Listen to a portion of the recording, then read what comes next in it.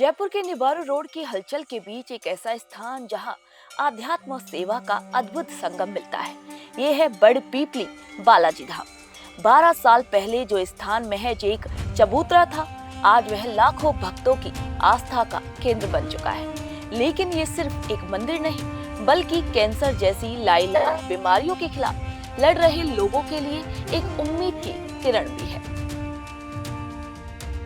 प्रणाम भारत। आज हम राजधानी जयपुर में हैं। जयपुर में जहां बड़ पीपली धाम मंदिर जो है, हनुमान जी का मंदिर है, बहुत ही प्रसिद्ध मंदिर है। और इस मंदिर की खासियत जो हमने यहां आकर देखी वो ये है कि यहाँ बड़ और पीपल दोनों एक साथ एक ही तने से निकल रहे हैं। मैं कैमरा पर्सन ममतेश से रिक्वेस्ट करूंगी वो एक बार विजुअल दिखाएं कि किस तरह से बड़ और पीपल एक साथ हैं।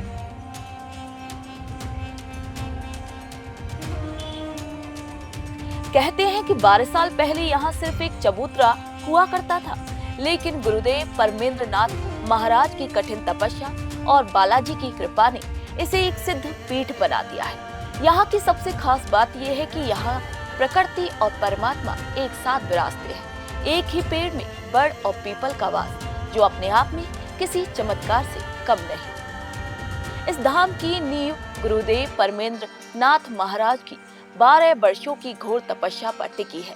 यहाँ जल रहा अखंड धुआं न केवल वातावरण को शुद्ध करता है, बल्कि भक्तों के मानसिक और आध्यात्मिक रोगों का भी नाश करता है। महाराज श्री का एक ही मंत्र है, वसुधैव कुटुंबकम और निस्वार्थ सेवा। अभी हम महाराज जी से सीधी बातचीत कर रहे हैं। जानते हैं महाराज जी से कि इस मंदिर की जो मान्यता है, जो आस्था आस्था का केंद्र बना हुआ है, क्या है वजह। प्रणाम महाराज। सीताराम हनुमान। सबसे पहले तो मैं न्यूज़ 21 का बहुत बहुत आभार व्यक्त करता हूं कि आपने बड़पीपड़ी बालाजी धाम की जो परंपरा है उसको जनमानस के सामने लेके आ रहे हैं, उसके लिए बहुत बहुत साधुवाद। बड़पीपड़ी बालाजी धाम हमेशा दुर्लभ अनुष्ठानों के लिए और साथ में जीव सेवा के लिए और बड़े कष्ट निवारण के लिए जाना जाता है। महाराज जी, सुना है कि यहाँ कुछ आप बीती आपके साथ में हुई, वो घटना क्या है, हम चाहेंगे जनता के सामने रखें आप। स्वयं हनुमान जी ने मुझे अपने इस काम के लिए चुना है और मैं इतना ही कह सकता हूँ कि बड़पीपड़ी बालाजी धाम पर साक्षात हनुमान जी विराजमान है और आज जितना भी काम हो रहा है सब बालाजी की कृपा से ही हो रहा है। यहाँ पे ये सुनने में आया है कि कैंसर पीड़ित जो हैं, मतलब शारीरिक विपदाएं या जो कहें कष्ट हैं, वो यहाँ पे दूर होते हैं, तो इसके बारे में क्या कहना चाहेंगे।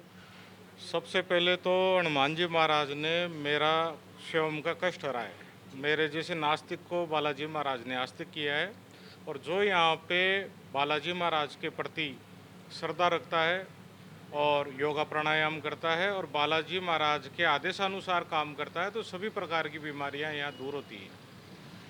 महाराज जी, आपकी ये जो यात्रा है, ये जर्नी है, ये कैसे स्टार्ट हुई। ये किसी संत की कृपा हुई और उन्हीं के आदेश के अनुसार मैं आज ये सेवा दे पा रहा हूँ। और उन्होंने मेरे को पहले कह दिया था संत महाराज ने कि आपका एक्सीडेंट होगा और 21 दिन की हनुमान चालीसा आपको 21 दिन लगातार करनी है, लेकिन दुर्घटना आपकी होगी लेकिन आप बच जाओगे। और वैसा ही हुआ मेरे साथ में। इसके अलावा ये भी सुनने में आया है कि आपने 12 साल जो है तपस्या की है, वो अनुभव कैसा रहा। बहुत ही अच्छा अनुभव रहा। 2012 से मैं यहाँ मंदिर से जुड़ा हुआ हूँ और जंगलों में भी मैंने बालाजी महाराज के आशीर्वाद से साधु संतों की खूब सेवा करी है और उन्हीं का प्रताप है सारा, हनुमान जी की कृपा है। महाराज जी, मैं आपसे एक बात और जानना चाहूँगी। जैसे हमारे हिंदू समाज में ये मान्यता है कि जो महिलाएं हैं वो हनुमान जी की पूजा नहीं कर सकती हैं, वो सुंदरकांड नहीं कर सकती हैं, आप कितना सहमत हैं इस बात से। नहीं, ये क्या है, मिथ्या है। किसी चाहे सुंदरकांड हो चाहे हनुमान चालीसा हो, तुलसीदास जी ने उसमें स्पष्ट लिखा हुआ है कि सबके लिए पूजा पाठ समान है। हाँ, कुछ मर्यादा है, वो स्त्री के लिए भी है और पुरुष के लिए भी है। तो हनुमान चालीसा खूब करें, सुंदरकांड खूब करें और हनुमान जी महाराज की खूब सेवा करें। ऐसे कोई बात नहीं है जिसमें किसी को कोई दिक्कत हो। महाराज जी, ये 7 परिक्रमा और 5 बार हनुमान चालीसा, इसके पीछे का लॉजिक क्या है। ये हनुमान जी महाराज का स्वपन में आदेश था और इसी से लगभग 70% समस्याओं का निवारण होता है।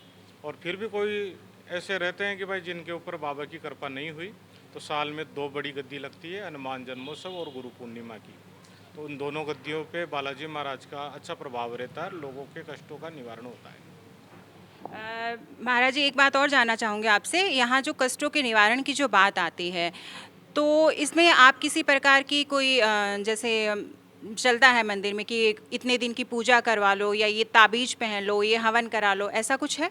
जैसे ये आपके सामने है, ये अखंड जोत है, हनुमान चालीसा, संकट मोचक, बजरंग बाण की प्रत्येक चौपाई पे रात और दिन अखंड आहुति लग रही है। और दूसरा अखंड यहाँ पे रामधुनी है। तो दुर्लभ अनुष्ठान यहाँ मंदिर की तरफ से ही करवाए जाते हैं, उन्हीं के प्रभाव से लोगों का कल्याण होता है।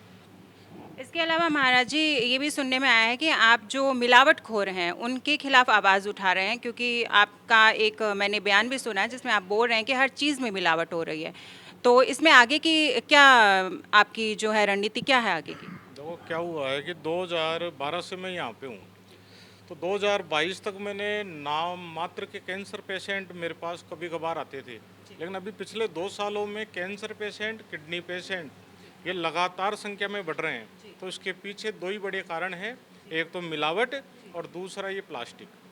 तो मैं चाह रहा हूँ कि आने वाली पीढ़ी स्वस्थ रहे और हिंदुस्तान कमज़ोर नहीं हो, क्योंकि नौजवान कमज़ोर हो जाएंगे तो फिर आगे भारत चीन को तो पाकिस्तान चीन को तो मारने की ज़रूरत ही नहीं है। तो ये जो आप अभियान चला रहे हैं, तो इसमें आप किसी नेताओं से मिले हैं या आपने किसी संस्था का सहारा लिया है, पब्लिक आपके साथ है, किस तरह से अभियान को आगे बढ़ाएंगे?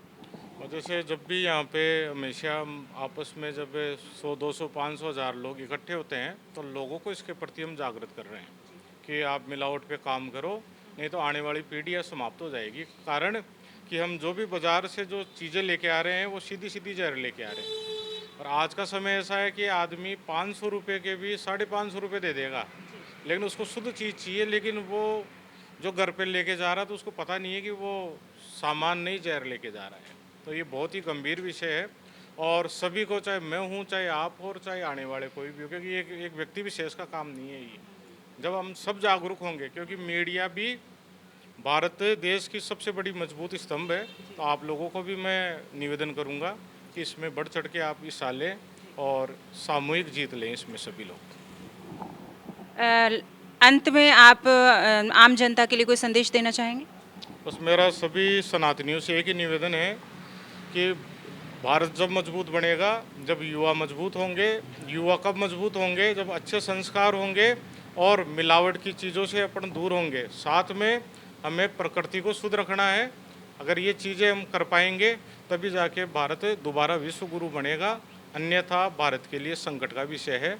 और जो बुद्धिजीवी वर्ग हैं वो उस चीज़ को समझ रहे हैं, लेकिन बड़पीपड़ी बालाजी महाराज की कृपा सब पर बनी रहे और आप लोगों के ऊपर भी हनुमान जी की विशेष कृपा रहे, ऐसी मैं बालाजी महाराज से विनती करता हूँ। तो ये थे हमारे साथ धाम के महाराज जी परमेंद्र नाथ जी, जिनसे हमने बातचीत की। उन्होंने जनता को खास ये संदेश दिया है कि मिलावट से दूर रहें, स्वस्थ रहें और आस्था का केंद्र जो है उसमें आस्था रखें और जो है यहाँ पर उनको सहयोग दें, जो आंदोलन वो मिलावटखोरों के खिलाफ चला रहे हैं। धन्यवाद। आज के दौर में जहां मिलावटखोरी चरम पर है, महाराज श्री ने इसके खिलाफ एक जंग छेड़ दी है। उनका मानना है कि हमारे खानपान में घुलता जहर ही कैंसर जैसी बीमारियों को जन्म दे रहा है।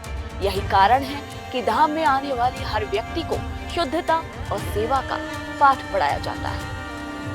अभी जैसे कि ममतेश ने आपको दिखाया कि किस तरह से बर्ड और पीपल एक साथ हैं। इस मंदिर की खासियत ये भी है, इसके अलावा मंदिर जो है हमेशा से ही हिंदू जो हम हैं उनके आस्था का केंद्र रहा है। इस मंदिर से जुड़ी हुई कई मान्यताएं हैं जिसकी वजह से ये हमारा आस्था का केंद्र बना हुआ है। इस मंदिर से जुड़ी मान्यता ये है कि यहाँ पर कैंसर पीड़ित जो हैं उनका इलाज होता है।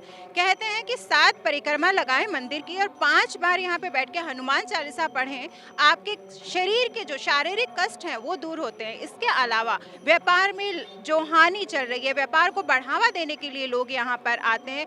कई तरह की मानसिक परेशानियाँ जो हैं, जो रोजमर्रा की जिंदगी में आम आदमी को आती हैं, उनसे निजात पाने के लिए लोग यहाँ पर आते हैं। परमेंद्र नाथ जी जो है उनके बारे में ये कहा जाता है कि उन्होंने 12 साल तपस्या की है जंगलों में रहकर, और उनके साथ आप बीती कुछ ऐसी घटना इस बड़ पीपल पेड़ के नीचे हुई जिसकी वजह से ये एक छोटी सी चबूतरे से शुरू होकर आज ये मंदिर धाम में बदल गया है। क्या है मान्यता, क्या है आप बीती, क्या चमत्कार है मंदिर से जुड़े हुए, खुद परमेंद्र नाथ जी से बात करके जानते हैं, करते हैं उनसे सीधी बातचीत। कैंसर पीड़ितों के लिए ये धाम आस्था का सबसे बड़ा केंद्र बनकर उभरा है। महाराज जी अक्सर कहते हैं कि मिलावटी खाद्य पदार्थ समाज के लिए धीमा जहर है। यहाँ आने वाले भक्त न केवल दुआ लेते हैं बल्कि जीवन जीने की एक नई पद्धति भी सीखते हैं। 1 दिसंबर को महाराज जी का जन्मदिन भी एक सेवा उत्सव के रूप में मनाया जाता है, जिस धाम की परंपरा को और भी भव्य बनाता है। बेजुबान जीवों की सेवा और बीमारों को सहारा, यही बड़पीपली धाम की असली पहचान है। अगर आप भी मानसिक शांति और आध्यात्मिक इलाज की तलाश में हैं, तो शालीमार चौराहे के पास स्थित ये धाम आपकी मंजिल हो सकता है।